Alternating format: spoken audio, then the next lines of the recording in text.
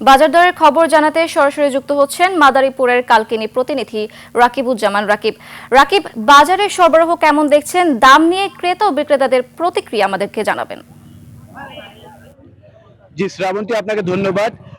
মাদারীপুরের কালকিনিতে এই মুহূর্তে গত সপ্তাহের তুলনায় কিন্তু সবজির দাম কিছুটা কমেছে। সবজির যে সরবরাহ রয়েছে সেটি কিন্তু বাজারে পর্যাপ্ত রয়েছে।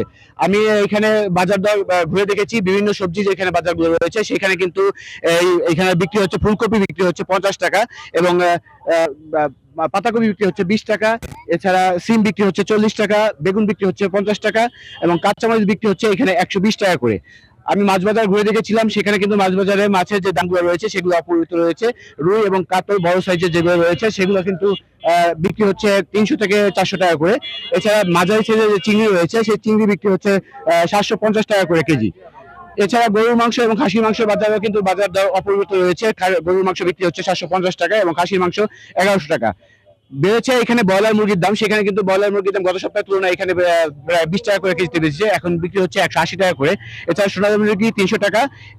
আমি একটু যদি বাজার দরের ব্যাপারে জানতে চাই, এখানে যে ক্রেতারা যারা রয়েছেন ক্রেতারা কিন্তু বলছেন যে তারা সবজির বাজার, এই বাজার দর কেমন দেখছেন আপনি?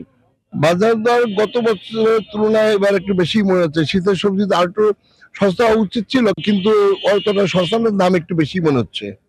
জি, যেমনটা শুনছিলেন শ্রাবন্তী, এইখানে কিন্তু বাজারে যে ক্রেতা বিক্রেতা রয়েছে ক্রেতাদের অভিযোগ একটাই যে অন্যান্য বছরের তুলনায় কিন্তু এবছর যে সবজির দাম সেটা কিন্তু কমই।